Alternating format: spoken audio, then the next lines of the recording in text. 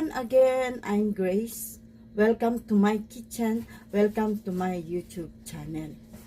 Kung ngayon ka lang makakapanood ng aking video, guys, please don't forget to subscribe and click the button para naman maging aware ka at mapapanood mo lahat ng i-upload kong videos dito sa aking channel.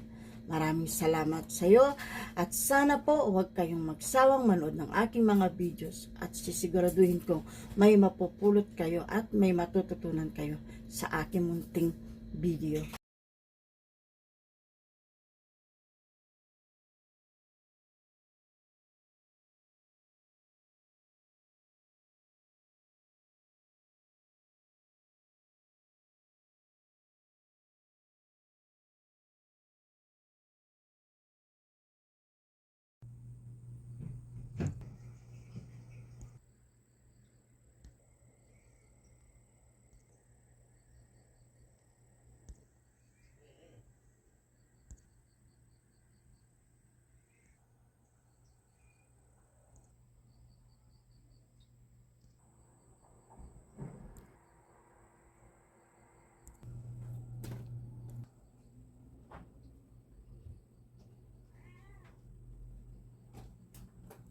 Ayan po, dahil naka-ready ng ating mga gagamitin, bubuksan natin ang ating gas range.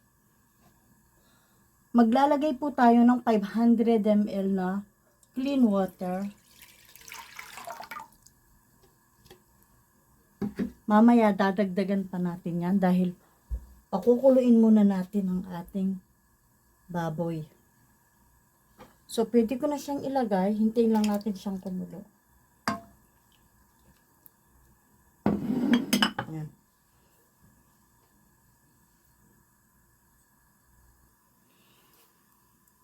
Ayan po. A few moments later. Mga 10 minutes to 15 minutes ang pagpapakulo nito para lumambot yung ating baboy. Tapos tatanggalin natin itong madumi na to. Natural na lang yan. Kimchi jjigae. Napakasarap nito. Pwede siyang pulutan, pwede siyang ulam. Kaya kung may mga kimchi kayong maasim sa bahay, bumili lang kayo ng baboy. Magugustuhan nyo to. Punta na kayo sa supermarket, bili na kayo ng kimchi.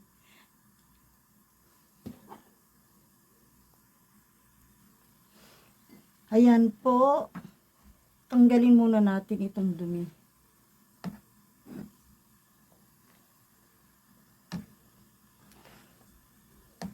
Pwede nyo gamitin yung bigas na pinaghugasan. Yun ang pwede nyo gamitin para sa sabaw. Masarap din. Yung pag naghugas kayo ng bigas, huwag nyo itapon yung tubig. So, ayan po, habang kumukulo siya, ihalo po natin yung ating alamang. Tapos yung ating patis. And then, hayaan natin kumulo ulit. Hintayin natin lumambot siya.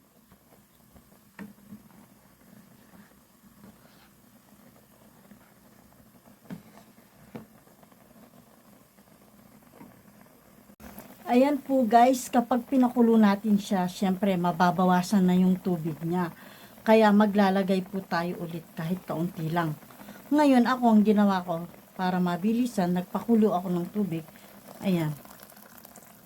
Para mabilis siyang kumulo.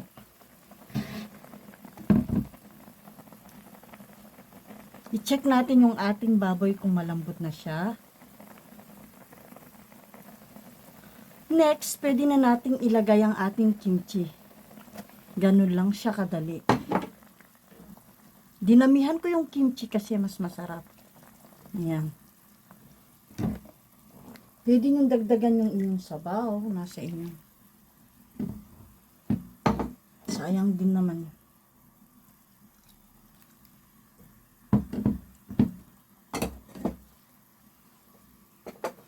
So, ayan po. Hintayin natin uli kumulo. Pakuluin lang ng pakuluin yan.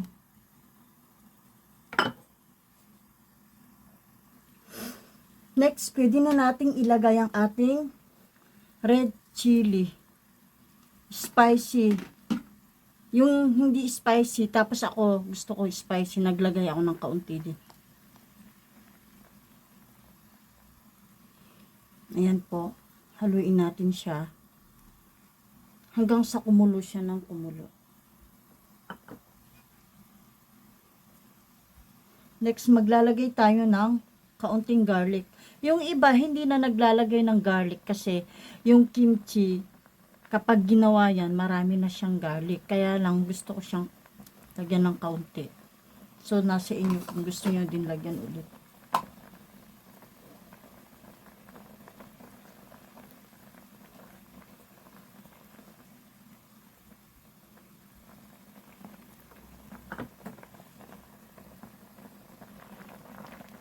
Ayan po siya.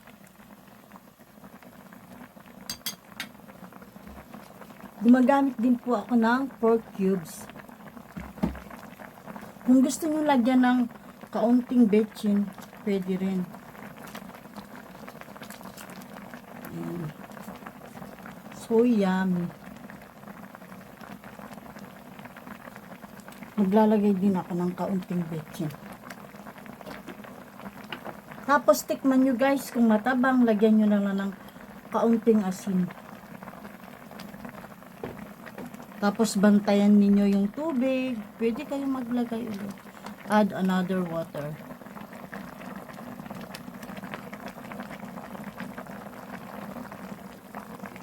Ayan po.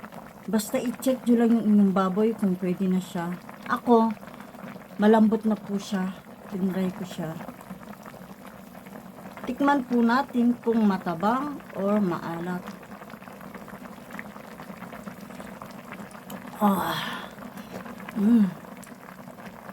Dagdagan ko po ng kaunting asin dahil sa tubig na nilagay ko, naging matabang.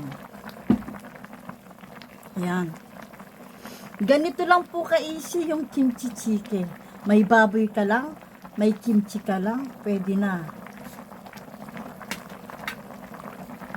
Tapos, ilalagay ko yung ating onion. Ayan. So, hintayin pa natin kumulo yan. So, ito mamaya natin ilalagay. Optional lang. Yung iba hindi naglalagay ng onion. Dahil yung kimchi maraming garlic, maraming onion. Ayan. Pero ako kasi gusto ko magulay. Ito din guys, optional din yan. So, pakuluin pa natin ng kaunti. Ayan po, since napakulo ko na siya ng ilang minutes, ilalagay ko na po yung ating tauge. Mamaya guys, ipapakita ko sa inyo yung ingredients niya. Kung ilang tablespoon, isusulat ko na lang po siya sa description.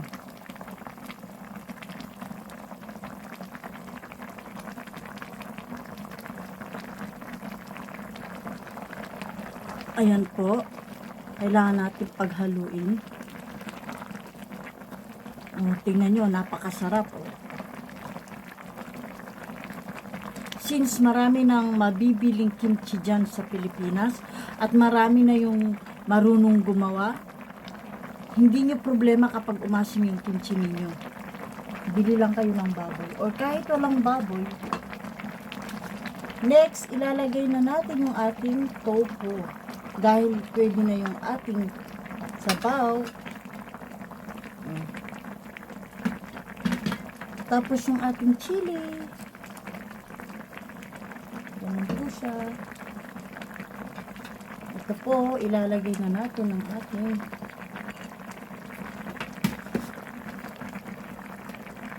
ayan po. Pakuluin lang ng kaunti, pwede na siya.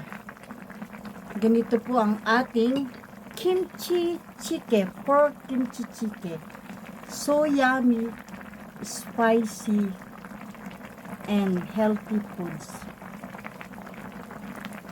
Kaya guys, habang pinapanood nyo ito, isulat na ninyo yung mga bibilhin ninyo and gawin nyo ito sa inyong bahay. Magugustuhan ng family ninyo.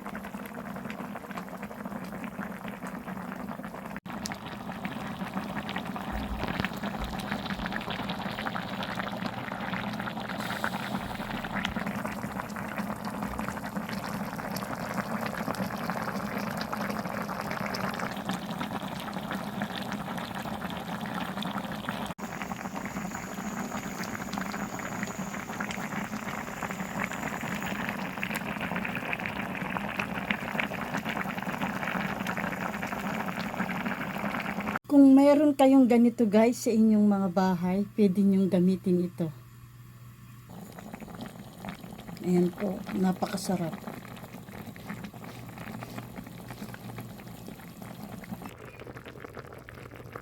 Ito po guys, ang ating kimchi chicken. Ayan. Oh, titikman na natin. Siyempre, dapat may kanin tayo. Oh, di ba? Ngayon, titikman natin ang luto ni Gracia. Ito po yung ating pork. Malambot po siya. Kimchi.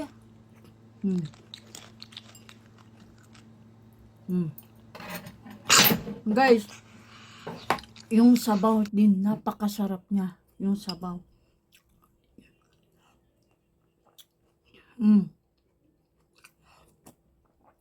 Kain na kayo guys. Napakasarap. Hindi po ako nagbibiro. Dahil yung kimchi chicken natin, may gulay pa siya.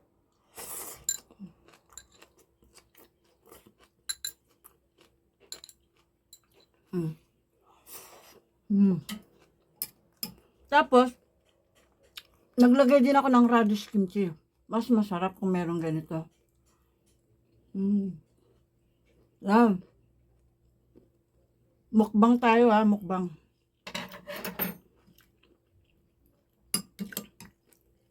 Ito yung tofu.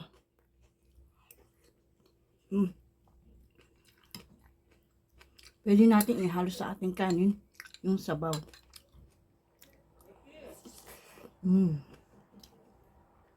So ayan guys, dahil sobrang sarap, makakalimutan mo mag-diet. And now guys, thank you po sa inyong lahat sa panonood. At abangan po ninyo yung ating bagong i-upload. Kung may request po kayo, kung may request po kayo guys, pwede naman po kayong mag-comment. And please, i-like nyo naman po yung ating mga niluluto. Thank you po and God bless you all. Sarangiyo!